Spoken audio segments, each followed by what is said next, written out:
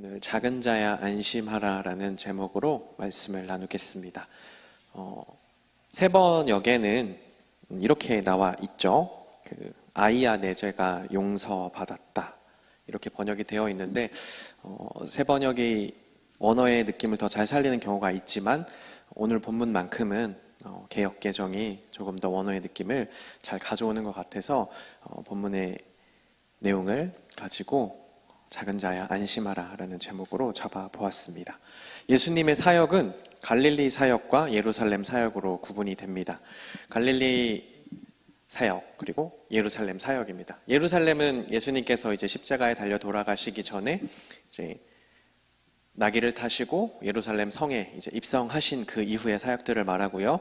갈릴리 사역은 그 이전에 막 마을과 동네를 돌아다니시면서 하셨던 사역을 말합니다. 오늘 본문은 갈릴리 사역 총 3번이 있는데 그 2차 갈릴리 사역 중에 하나입니다. 정황상으로 보면 예수님께서 사역을 마치시고 이제 집으로 돌아오셨을 때인 것 같아요. 오늘 이 일이 일어나고 있는 장소가 예수님의 집입니다. 사역을 마치고 돌아오셨는데 예수님에 대한 소문이 이렇게 널리 퍼지다 보니까 예수님 집 주변에 사람들이 많이 몰려 있었습니다. 그때 사람들이 이제 중풍병에 걸린 사람을 데려옵니다. 마태복음에는 기록이 되어 있지 않지만 동일한 본문인 마가복음과 누가복음에는 사람들이 너무 많아서 들어갈 수가 없으니까 이 중풍병자를 데려온 지인들이 지붕을 뚫고 이제 중풍병자를 이제 들것에 걸어 내렸다라는 이런 기록이 있죠. 예수님 입장에서는 좀 너무 당황스러울 것 같아요. 사역을 마치고 이제 집에 오셔서 쉬시려고 하는데 사람들이 많이 몰려 있었고, 그리고 어떻게 집에 들어갔는데 갑자기 천장에서 막 소리가 막 나더니 지붕이 열리고 갑자기 사람이 이렇게 내려온다고 한번 생각을 해보세요. 너무나 당황스러운 장면이죠. 예수님께서 근데 이 사람들을 그냥 뭐 쫓아내시거나 이게 무슨 짓이냐, 왜 남의 지붕을 뜯냐 뭐 이렇게 하지 않으시고 그 당시 사람들이 결코 해서는 안 되는 말을 하십니다. 이게 성경에 기록되어 있으니까 우리는 너무나 쉽게 읽곤 하는데 이때 당시에는 결코 해서는 안 된 말을 하세요. 5절의 말씀입니다. 작은 자야 안심하라 내 죄사함을 받았느니라. 왜 이 말이 결코 해서는 안 되는 말이었을까요? 당시 유대 문화에서는 오직 제사장만이 하나님의 이름을 빌어서 죄사함을 선포할 수 있었습니다. 그들의 제도, 율법에 따르면 성전에서 진행되는 희생제사나 정결예식, 큰 절기, 속죄일이나 이런 예식, 예배를 통해서만 죄에 대한 용서함이 제사장의 입술을 통해서만 일어날 수 있었던 것이죠. 그렇기 때문에 너의 죄가 사해졌다라는 이 말, 죄사함이라는 이 말은 성전 밖에서 그리고 제사장이 아닌 사람이 결코 해서는 안 되는 말이었습니다. 그렇기 때문에 이 자리에 있던 율법 학자들, 바리새인들인데요, 이 사람들이 신성모독이라는 생각을 품게 된 것이죠. 저 사람이 감히 성전 밖에서 제사장도 아닌 자가 죄사함이라는 말을 하다니, 신성모독이라고, 하나님을 모독한다고 생각을 한 것입니다.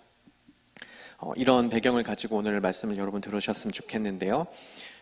이스라엘 사람들은 어떤 두 번의 이런 식민지와 같은 그런 상황을 겪습니다. 첫 번째는 여러분 아시죠?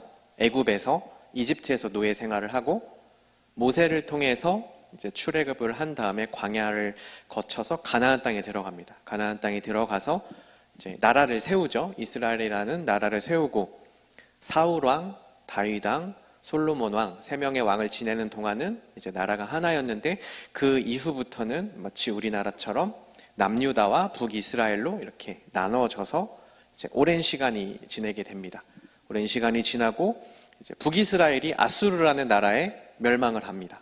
그리고 조금 더 시간이 지나서 남유다가 바벨론이라는 나라에 멸망을 하죠. 그리고 그 사람들 다 포로로 잡혀갑니다. 이때부터 이제 포로기가 시작이 되는 거죠.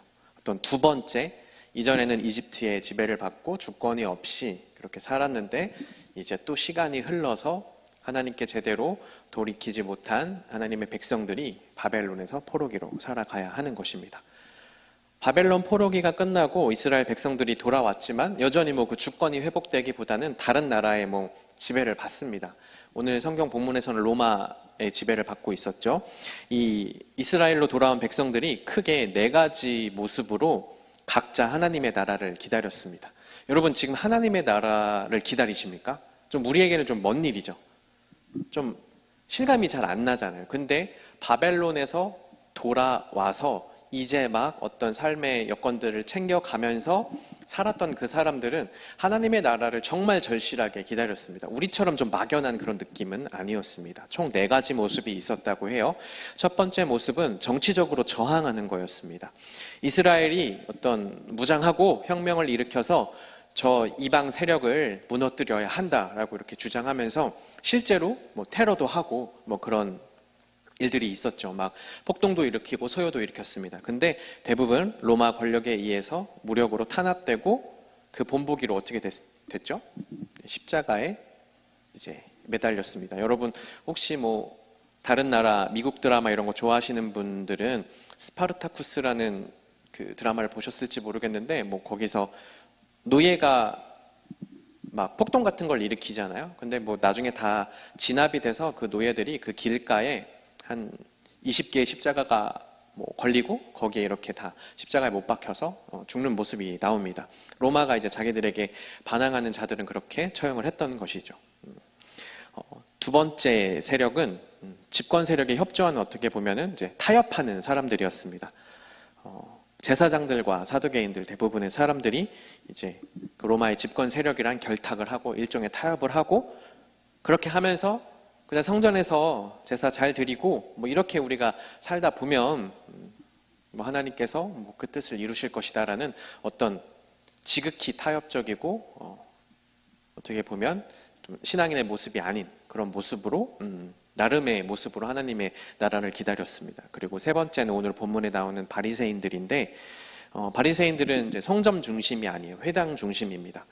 회당에서 하나님의 말씀을 열심히 연구하고 그 말씀을 잘 지키고 그 율법을 완전하게 지키면 그 모습을 보시고 하나님께서 그분의 방식으로 개입하셔서 하나님의 나라를 세워주실 것이다 라고 생각을 하면서 하나님의 나라를 기다렸습니다. 그리고 마지막 4번째 이 세력은 그냥 떠나는 거예요. 이 세상에서 떠나서 광야에 들어가서 수도원 공동체를 세우고 말씀을 기록하고 이렇게 살아갔습니다. 하나님께서 우리의 기도와 우리의 금식을 보시고 우리의 이런 금욕적인 모습을 보시고 바리새인들이 율법을 잘 지키는 거랑 이 수도원 공동체가 금욕하는 거랑 절제하는 거랑 이런 좀 모양이 다릅니다. 이런 우리의 모습을 보시고 하나님의 나라를 더 빨리 세워주실 것이다. 이런 4가지 모습으로 하나님의 나라를 기다렸습니다.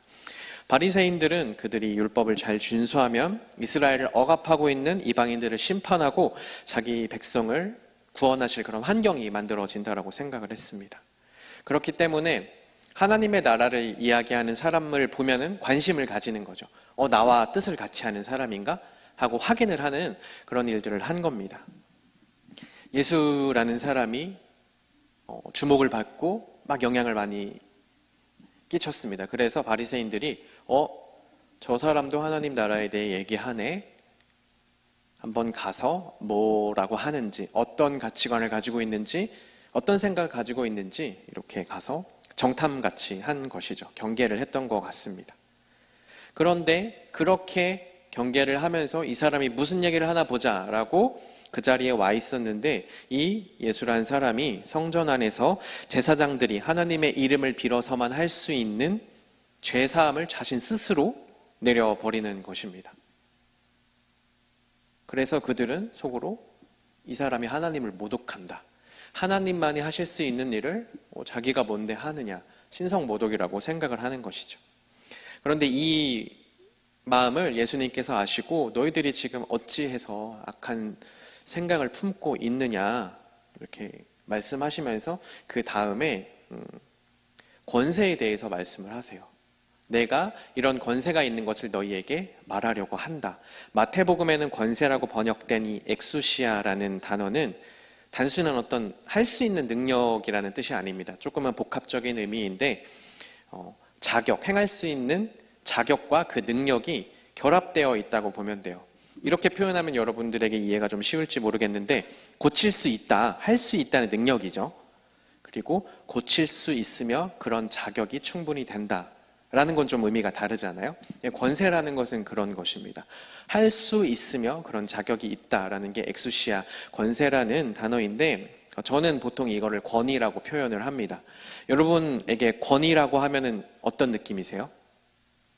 권위라고 하면 우리는 조금 더 부정적인 생각을 많이 갖고 있죠. 저 스스로도 우리 청년들에게 너무 권위를 내세우지 않는, 소위 말하는 꼰대가 되지 않기 위해서 좀 약간 고군분투 스스로 내 이 말은 좀 너무 꼰대 같나? 너무 권위를 내세우나? 약간 이런 생각을 하면서 조금 민감하게 스스로를 보곤 하는데 권위주의라는 이런 말 때문에 그런 것 같아요. 제가 대학교 다닐 때 어떤 수업에서 권위를 이렇게 정의하는 걸 봤습니다. 다른 사람의 동의를 구하지 않고 내가 하고자 하는 것을 이룰 수 있는 능력이 현대사회에서는 권위라고 이제 사용이 된다. 여러분 동의하세요? 여러분 상대가 여러분 직장 상사나 어떤 윗사람이 여러분의 동의를 구하지 않고 여러분에게 하라고 하면 여러분 해야 되잖아요. 어떤 그런 게 이제 권위라고 부정적으로 사용되고 있다고 합니다. 하지만 오늘 본문에 나타난 예수님의 권위는, 예수님께서 그 사람들에게 알려주시고자 하셨던 권위는 세상의 권위와는 전혀 다른 것입니다. 예수님의 권위는 중풍병자에게 하셨던 그 1000마디에 다 요약이 되어 있었습니다. 그것은 오늘의 제목과 같은데요. 작은 자야 안심하라, 내 죄사함을 받았느니라. 이 안에 예수님의 권위가 다 들어 있습니다. 하나씩 살펴볼게요. 예수님이 그 중풍병자를 작은 자라고 부르신 것은 왜 그럴까 좀 생각을 해봤어요. 새 번역에는 그냥 아이야라고 되어 있죠. 아이야. 이 작은 자, 테크노는 일반적으로는 그냥 어린아이가 맞습니다. 어린아이 이렇게 부를 때 많이 사용하는데 예수님께서 굳이 이 단어를 사용하셔서 누군가를 부른 경우는 성경에 딱 2번입니다. 근데 그 2 경우 모두가 마음의 상태가 심각하게 무너져 있는 사람에게 이 단어를 사용하셨어요. 그러니까 그냥 아이고 아이야 이런 의미는 사실 아닌 거죠. 새 번역에서 이 본문은 조금은 잘못 해석을 한 것이라고 저는 생각을 합니다. 엄청나게 억눌려 있고 무언가의 마음의 상태가 심각하게 무너져 있는 사람에게 예수님은 위로하는 그런 마음을 담으셔서 테크논, 작은 자야. 그러니까 아이야보다는 작은 자야라고 표현하는 게 조금 더 우리 정서에 맞을 것 같아요. 특별히 이것은 어느 것에 비정상적으로 의존되어 있는 사람, 중독되어 있다라고 보면 되겠죠.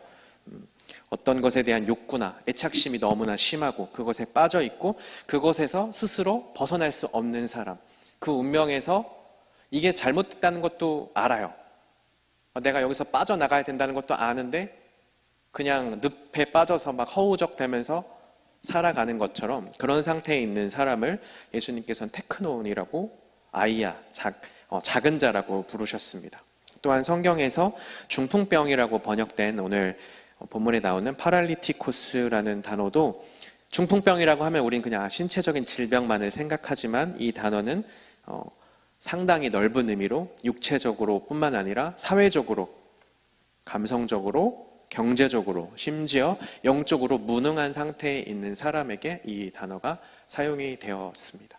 신체가 멀쩡하더라도 그가 처해진 위치 때문에 아무것도 할 수 없는 무력한 상태에 있는 사람에게 이 파랄리티코스라는 단어가 사용이 되는 거죠.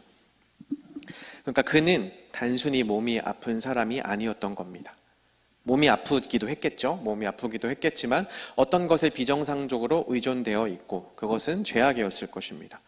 그것에서 빠져나가야 된다라는 생각도 하고 있었지만 그것을 스스로 해결할 수 없는 사람, 그래서 고통스럽고 괴로워하면서 몸부림치다가 예수님께 나아온 사람, 이 사람이 바로 오늘 본문의 작은 자입니다. 육체적으로 작은 자였지만 영적으로도 작은 자였던 것입니다. 우리는 모두 작은 자입니다. 우리는 모두 작은 자입니다. 하나님이 아닌 다른 것에 사로잡혀 있을 때, 죄악 가운데 괴로워하면서, 여러분 다 알잖아요. 아, 내가 이러면 안 되는데 다 알죠. 그런데 그곳에서 빠져나오지 못함으로써 여러분 스스로 더 괴로워하시잖아요. 그런 게 우리의 현실이고 우리의 모습입니다. 그런 우리가 바로 영적으로 작은 자입니다.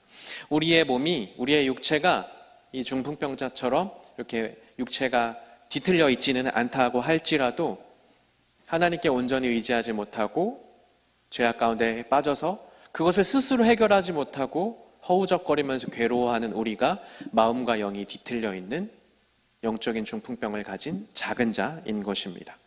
죄악이 우리의 삶을 뒤트는 겁니다. 여러분이 지금 삶에서 어려움을 겪고 있는 게 있겠죠? 내가 이것 때문에 고통스럽고 괴롭고 힘들다. 안타깝지만 그것들의 이면을 다 자세히 들어가 보면 하나님과의 관계가 온전하지 못하고 죄로 인해서 죄들이 우리의 삶을 뒤트는 경우가 많은 것입니다. 그런 작은 자에게 예수님께서 다가오셔서 작은 자야 하고 그 다음에 이렇게 말씀을 하시죠. 안심하라, 안심하라. 안심하라라는 단어, 다르세오라는 이 단어는 다른 성경에서는, 다른 본문에서는 두려워하지 말라고 많이 사용되고 있습니다. 긍정적인 용기를 가져라, 무서워하지 말아라. 예수님께서는 몸도 뒤틀려 있고 그의 영혼도 뒤틀려 있는, 두려움에 빠져 있는 이 사람에게 두려워하지 말아라, 용기를 가져라 라고 말씀하시는 겁니다. 두려워하지 말아라. 그럼 두려움은 왜 생기냐? 두려움은 죄에서 비롯됩니다. 성경 속에서 가장 첫 두려움이 등장하는 것은 아담과 하와가 죄를 짓고 이제 두려워서 숨는 장면에서 우리가 확인을 할 수 있는데, 죄로 인해서 두려움이 시작이 됩니다. 그 이전에는 두려움을 몰랐어요. 근데 하나님께 죄를 짓게 되니까 길을 잃었다, 벌거벗어서 부끄러웠다, 연약하여서 다치기 쉬운 존재임을 발견하면서 이전에는 없던 두려움이 찾아왔습니다. 하나님을 피하게 되었고요, 숨게 되었고요. 이전에는 그저 하나님 안에서 많은 것을 누리면서 행복하게 살 수 있었는데 이제 이웃이 아니라 서로 경쟁해야 하는 적이 되어버렸습니다. 누리고 즐겨야 할 세상이 맞서 싸워야 하는 광야로, 두려움 가득한 곳으로 변해버렸습니다. 죄로 인해서 이 세상이 두려움과 불안의 시대가 되어버린 것입니다. 그런 두려움으로 인해서 마음이, 영이 뒤틀려 있는 자에게 예수님은 안심하라, 용기를 가져라, 두려워하지 말라고 말씀하세요. 예수님이 다양한 병자들을 치유하셨죠. 그런데 꼭 하셨던 말씀이 바로 이 안심하라입니다. 안심하라. 같은 단어가 다른 식으로 번역된 경우는 있지만 안심하라고 많이 사용이 되었어요. 그리고 두려움은 죄에서 비롯되는데 이 죄를 해결하실 수 있는 유일한 분 누구시죠? 예수님이십니다. 예수님만이 십자가로 죄를 해결하실 수 있으시죠? 어떻게 보면 내 죄사함을 받았다라는 말은 성전 안에서 제사장만 할 수 있는 말이 아니라 오직 한 분 예수님만이 하실 수 있는 말인 것입니다. 사람이 뭐라고 제사함을 선포합니까? 사람이 뭐라고 죄사함을, 당신의 죄를 내가 사한다 라고 할 수 있겠습니까? 제사장도 할 수 없는 말입니다. 예수님만이 십자가를 통해서 온 세상의 죄를 해결하실 수 있는 오직 한 분 예수님만이 하실 수 있는 말이 바로 내 죄사함을 받았다라는 말인 것이죠. 이 죄사함을 받았다라는 말을 원어의 느낌을 조금 더 살려서 한국말로 바꿔봤어요. 그럼 이런 의미가 됩니다. 너를 두렵게 하던 것들, 너를 고통스럽게 하던 것들, 그거 내가 너의 앞에서 다 치워버리겠다 라는 의미입니다. 이게 죄사함을 받았다라는 의미예요. 예수님의 권위는 바로 이런 권위입니다. 세상의 권위와는 전혀 다른, 나를 안심시켜주는 권위, 내가 죄 때문에 두려움에 빠져서 고통스러워하고 내 삶이 뒤틀리고 있는데 나를 고통스럽게 하고 나를 두렵게 하는 그 죄악들을 십자가로, 자기 희생으로 치워버려 주시는 권위, 그게 바로 예수님의 권위입니다. 죄 때문에 우리의 삶이 뒤엉키고 뒤틀리고 스스로 이 뒤틀린 것을 어떻게 풀어낼지 전혀 모르는 이런 두려움 가운데 있는 자들을 해방시켜주는 권위, 안심시켜주는 권위가 바로 예수님의 권위입니다. 단순히 병을 치료해주는 권위가 아니라 단순히 병을 치유하실 수 있는 그런 능력이 아니라 우리의 뒤틀린 것들을 풀어주실 수 있는, 나를 두렵게 하고 나를 괴롭게 하고 있는 것들을 눈앞에서 치워버리실 수 있는 능력, 그 권위가 바로 예수님의 권위입니다. 아담과 하와 때부터 죄로 인해서 우리는 하나님과의 단절을 겪게 됩니다. 죄로 인해서 하나님과 우리 사이에 벽이 생겼죠. 그것으로 인해서 단절되었습니다. 그것으로 인해 우리 안에 두려움이 시작된 것입니다. 아이는 아빠와 엄마가 눈에 보이지 않을 때 두려움에 빠집니다. 제가 이제 새벽 한 4시 반 정도에 일어나서 새벽 기도를 오죠. 그러면은 한 5시부터 한 6시 정도까지 새벽 기도를 드리고 이제 제가 다시 집에 들어가면 아내가 조금 있다가 출근을 해요. 그러면은 한 6시 반 정도에 아내가 출근을 하는데, 그럼 제가 한 아이를 한 8시 정도까지 같이 있으면서 깨면, 늦게 일어나면 깨우기도 하고, 이제 아이를 씻기고 옷을 입혀서 어린이집에 등원을 시키고, 그 다음에 저는 교회에 출근을 하는데, 그 사이에 제가 아이 옆에 계속 있을 수는 없잖아요. 그래서 뭐 옆방에서 다른 걸 하기도 하고, 뭐 때로 몸이 너무 피곤하면 잠깐 잠을 청하기도 하고 그렇게 하는데, 아이가 먼저 깰 때가 있습니다. 아이가 깨서 주변에 엄마도 없고 아빠도 없는 거죠. 그럼 막 웁니다. 아빠, 엄마. 맨 처음엔 엄마를 찾았어요. 저를 절대 찾지 않았습니다. 무조건 엄마였는데, 이제 엄마가 일을 하러 갔고 지금 이 순간 부를 수 있는 건 아빠밖에 없구나 걸 이제 알아서 이제 저를 부르는 것 같아요. 아빠 막 하고 부릅니다. 그러면은 이제 제가 가서 안고 이렇게 몇 번 토닥여 주면 금방 울음을 그치고 자기의 요구사항을 저에게 막 쏟아놓습니다. 보이지 않으면, 단절되면 두려움에 빠지는 것이죠. 죄로 인해서 하나님과의 관계가 단절되어서 우리 안에 두려움이 들어오게 된 것입니다. 예수님께서는 이런 말씀을 하시는 것이죠. 너가 지금 하나님과의 관계가 단절되었다. 죄로 인해서 그것 때문에 두려워하는 것이고, 그것 때문에 지금 너의 삶이 뒤틀리기 시작한 거다. 그거 내가 치워줄게. 내가 이거 치워줄게. 하나님과의 관계를 회복해서 너의 두려움도 사라지게 하고 너의 뒤틀린 삶도 내가 해결해 줄게 라고 말씀하시는 것입니다. 관계에 관한 연구가 하나 있습니다.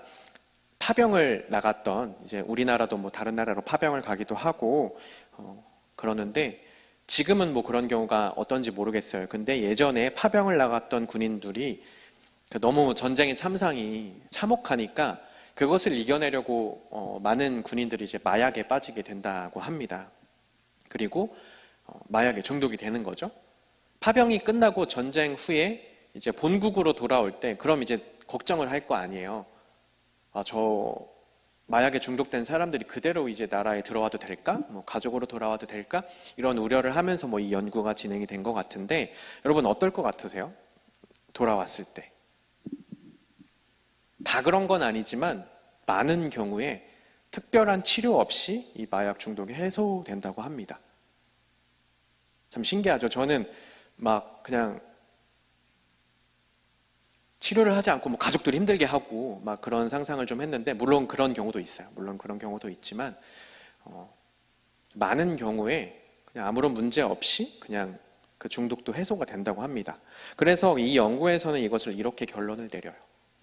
관계가 철저하게 결핍되어 있고 죽고 죽이는 어떤 그런 상황 속에서 관계의 단절을 경험을 하다가 너무나 정상적이고 사랑이 가득한 그 관계 안으로 다시 들어와서 이 사람 안의 관계가 회복되었을 때, 이전에는 관계가 없기 때문에 약물에 의존했지만 이제는 약물에 의존하지 않아도 이 사람의 정서적인 부분을 충분히 채워줄 수 있는 관계가 있기 때문에 이 약에는 의존할 필요가 없게 된 것이다 라고 이 연구가 결론되는 것을 보았습니다.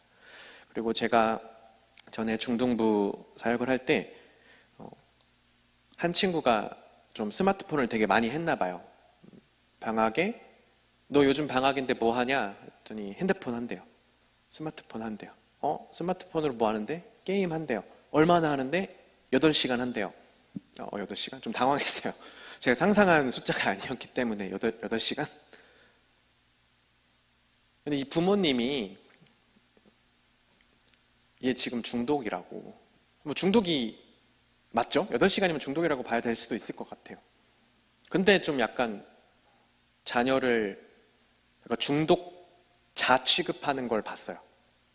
그냥 얘가 너무 이거 게임을 너무 많이 해요. 이게 아니라 약간은 좀 약간 질병처럼 중독이라는 병에 걸린 것처럼 하는 걸 보면서 이렇게 되면 이 문제가 해소되지 않을 텐데 라고 생각을 하면서 좀 지켜봤는데 부모님들이 대부분 하는 걸 핸드폰을 뺏는 겁니다. 그렇죠? 안 좋은 거니까 뺏어요. 그럼 이런 문제가 해결이 되나요? 안 되죠. 왜요? 이 친구의 공허한 부분, 이 친구의 지금 해소되지 않는 부분을 스마트폰이 채워주고 있었잖아요. 이 부모님이 두 분 다 일을 하시면서 애는 그냥 학원 다니면서 남는 시간 집에 혼자 있는 거예요. 부모님이 이 아이의 빈 공간, 채워져야 하는 이 시간들을 채워주지 않으니까 애는 스마트폰으로 그 공간을 채우고 있는데, 그 시간을 채우고 있는데 그걸 빼앗았어요. 공간이 또 이만큼 뻥 뚫린 걸 발견을 합니다. 그럼 이거 누가 채워줘야 되죠? 부모님이 적극적으로 나서서 다시 이것에 의존하지 않도록 뭐 나가서 남자였으니까 같이 축구를 한다든지 아니면 우리 영화라도 보러 가자, 영화라도 보러 간다든지 아니면 뭐 자전거라도 탄다든지 부모님이 할 수 있는 여러 가지 방법으로 그 빈 공간을 채워줘야 하는데 뺏고 끝이었어요. 제가 이 부모님과 이 아이에게 뭐 상담 아님 상담처럼 한 것은 뺏는다고 끝이 아니라 애가 왜 이 핸드폰에, 이 스마트폰에, 이 게임에 이렇게까지 의존되어 있는지를 발견을 하고 이 스마트폰이 아니라 부모님과의 관계, 더 좋은 관계에 들어올 수 있도록 해주시는 게 맞는 것 같다. 지금 애의 문제는 스마트폰이 없어지는 그런 차원이 아니라 부모님과 좋은 시간을 많이 보내고 그 관계가 회복되는 게 먼저인 것 같다라는 그런 상담을 했던 기억이 있습니다. 관계에서 결핍될 때 우리 안에 뻥 뚫린 것 같은 그런 공허함이 생기게 되고 자꾸 그것에 의존되고 그 의존이 심해지면 중독이 되는 거죠. 죄도 마찬가지입니다. 죄는 하나님과 우리 사이를 단절을 시킵니다. 그 관계를 막는 거죠.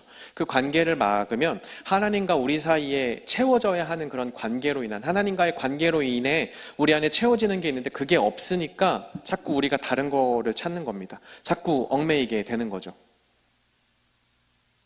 근데 그게 우리를 온전하게 채워주기보단 잠깐 우리에게 어떤 느낌을 주는 겁니다. 쾌락이라고 표현을 할게요. 쾌락을 주는 겁니다.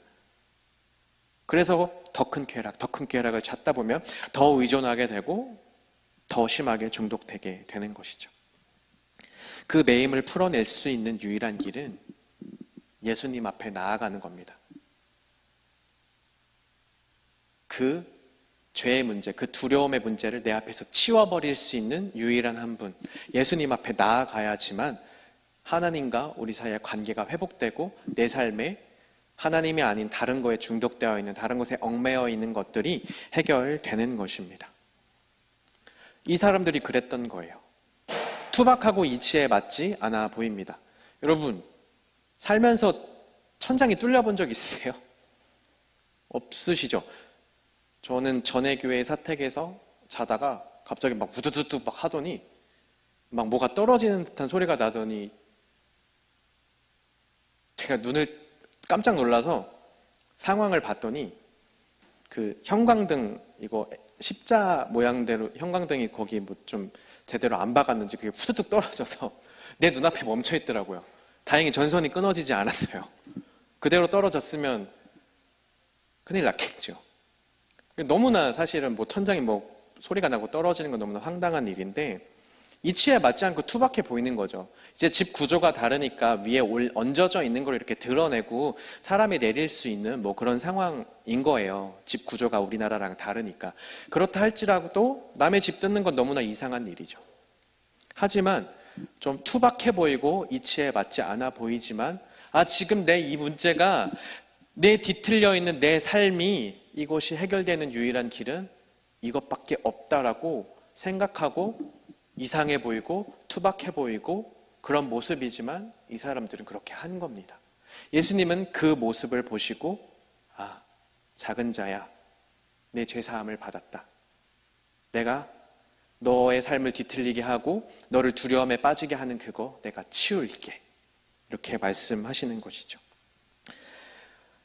야베스라는 성경 속의 인물 아시죠? 여러분 한때 우리나라 야베스의 기도라는 책도 되게 유행을 했었고, 그런데 야베스라는 이름의 뜻은 고생스럽다, 수고스럽다라는 뜻이에요. 그래서 우리나라 말로 하면 김고생, 삐쩍 말랐다라는 그런 뜻이에요. 근데 특이한 게 이 야베스라는 사람의 이름을 아빠가 아니라 엄마가 지워졌다라는 이름을 지었다라는 그런 기록이 있어요. 그때 당시에는 다 엄마가 지은 게 아니라 제 딸 이름도 저희 아내가 지었고, 제가 추천했던 이름은 제 까였는데 당시에는 아빠가 무조건 이름을 지었습니다. 그때 당시에는 그런 문화였던 거예요. 근데 엄마가 이름을 지었다라는 거는 아빠가 없는 거죠. 그때 당시에 많은 전쟁이 있었기 때문에 아빠가 이렇게 정황상으로 봤을 때 아버지가 전쟁에서 돌아가셨거나, 그래서 엄마가 힘들게 이 아이를 낳았는데 이름을 지어줄 다른 가족 중에 어른이, 할아버지라든지 큰아빠라든지 작은아빠라든지 이런 게 없는 거예요. 의지할 사람이 없는 겁니다. 그래서 엄마가 이름을 지었어요. 근데 아이를 낳을 때 너무 고생하고, 내가 이제 앞으로 이 아이를 키울 게 너무 고생스럽고 이 아이도 살아가면서 고생스럽게 살 것 같아서 그냥 이름을 고생이라고 지은 거예요. 야베스라고 지은 겁니다. 몸도 불편했어요. 몸이 약하고 평생을 그런 인생을 산 야베스들이, 그런 고생이들이 이 시대에 수도 없이 많았던 겁니다. 그런데 왜 이 사람만큼은 딱 한 절이지만 성경에 기록이 되었습니까? 하나님 앞에 나와서 제 이름이 비록 야베스이지만 부르짖은 겁니다. 수많은 야베스들이 있었는데 하나님께 부르짖어서 그의 삶을 뒤틀리게 하는 것들을 해소받은 사람이었기 때문에 수많은 야베스들 중에서 이 사람이 성경에 기록된 것이죠. 여러분, 삶을 뒤트는 문제가 있습니까? 내 삶이 지금 막 뒤엉키고 고통스럽고 괴롭습니까? 그때 세상은 뭐라고 조언하겠어요? 너 이거 한번 해봐. 한번 이렇게 한번 해봐. 저렇게 한번 해봐. 이런 저런 조언을 할 겁니다. 근데 만약에 하나님을 모르는 사람들이 나 그럼 교회 가서 기도할게 라고 하면 뭐라고 할까요? 그래, 기도해. 기도하는데 이렇게 이것도 해보고 저것도 해봐야지. 이렇게 하지 않을까요? 근데 우리는 좀 반대로 된 것 같아요. 이런저런 세상의 시도를 다 해보고 와서 기도하면서 내가 한 이 시도들 다 이루어 이것들 중에 하나 잘 걸려서 이 문제 해결되게 해주세요. 그러는 것 같아요. 먼저 나가서 기도하지 않는 것 같습니다. 이런 것들로 인해서 우리 삶에 두려움이 생기고 불안이 생겨납니다. 내 삶이 뒤틀리는 거죠. 내 삶이 엉켜버리는 겁니다. 결코 해소되지 않는 것을 경험을 하는 것이죠. 야베스는 태어날 때부터 문제를 가지고 태어나서 이름조차 삐쩍 마른 자, 고생스러운 자, 그렇게 살아가고 있던 사람이었습니다. 이 사람이 하나님께 나와서 부르짖었다라고 기록을 하고 있어요. 오늘 중풍병자와 이 친구들도 마찬가지입니다. 예수님 앞에 나아온 거죠. 간절함을 가지고, 사람이 너무 많아서 이 몸이 불편한 사람을 어떻게 데리고 들어갈 수 없으니까 막 어떻게 루트를 찾아서 천장을 올라가자, 천장 드러내고 내리자, 간절한 마음을 가지고 부르짖는 겁니다. 그때 세상에서 볼 때는 투박해 보이고 이치에 맞지 않아 보이고 저게 뭐 하는 짓이냐라고 하는 그런 것들을 예수님께서 믿음으로 보시고 나와서 부르짖는 자, 간절함을 가지고 주님 앞에 나오는 자, 그것을 보시고 예수님께서는 작은 자야 안심하라. 너를 두렵게 하는 것들 내가 네 앞에서 다 치워줄게 라고 말씀하시는 것입니다. 여러분 혹시 불안하십니까? 두려움에 빠져 계십니까? 빠져나오기 힘든 수렁과도 같은 그런 곳에 빠져서 내가 여기서 빠져나갈 수 있을까 하는 그런 마음이 드십니까? 난 여기까지구나. 내 삶은 그냥 여기까지인가 보다. 라는 절망 가운데 계십니까? 그것을 풀어주실 수 있는 유일한 분, 예수님께 나와서 기도하시기 바랍니다. 여러분, 특별히 성전에 나와서 기도하는 것 너무 중요합니다. 왜요? 그거 하나만으로도 간절함이 될 수 있는 거거든요. 여러분, 찬양할 때 손 들고 찬양하시죠? 여러분 어떤 것 같아요? 내가 은혜 받아서 손을 드나요? 순서가 어떤 것 같아요? 순서가 그닥 중요한가라는 생각이 드는데, 저는 어렸을 때 처음으로 집회에 갔을 때 이렇게 손을 든 형들의 손목에 있는 시계를 참 많이 봤어요. 나도 저 전자시계 사고 이렇게 손 들고 싶. 중학교 1학년 때니까 그럴 수 있잖아요. 그때는 그런 생각 할 수 있잖아요.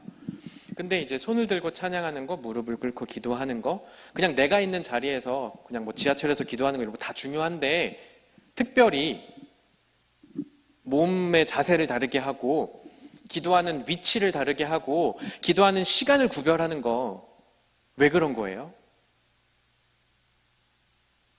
더 간절함을 가지는 겁니다.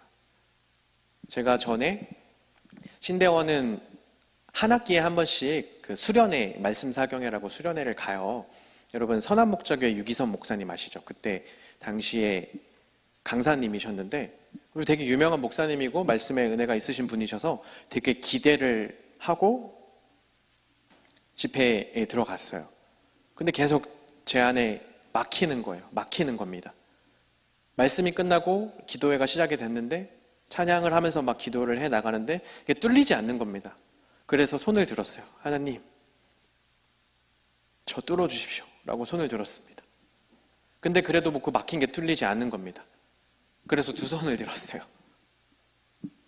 저의 간절함에 제가 할 수 있는, 그 상황에서 제가 할 수 있는 게 뭐가 있습니까? 내 몸의 형태를 다르게 하고 조금 더 내 간절함을 하나님께 표현하는 거, 그거밖에 없었습니다. 두 손을 들고도 안 돼서 일어났습니다. 다른 사람들 다 앉아서 기도하는데 저 그때 너무 간절했기 때문에, 이 시간 내 기도가 뚫려야 했기 때문에 일어났어요.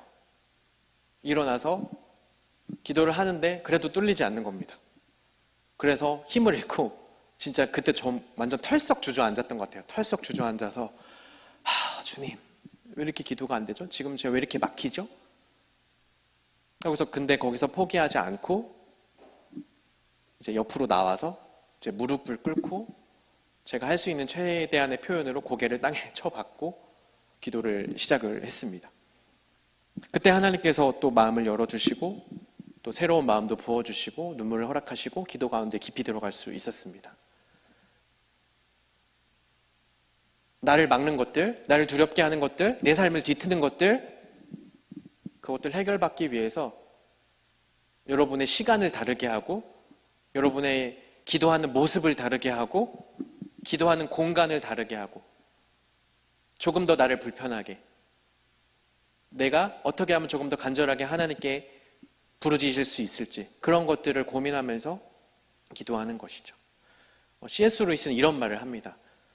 사람은 참 신기해서 영과 육이 전혀 다르다고 생각한다. 분리되어 있다고 생각한다. 착각한다. 자세는 어떻게 하더라도 간절히만 기도하면 된다고 생각하는데 사람의 육신과 영혼, 그런 건 다 연결되어 있어서 너무나 편한 자세로 간절하게 기도할 수 있다고 생각하는 것 같다라는 이런 글을 봤어요. 좀 많이 공감을 했습니다.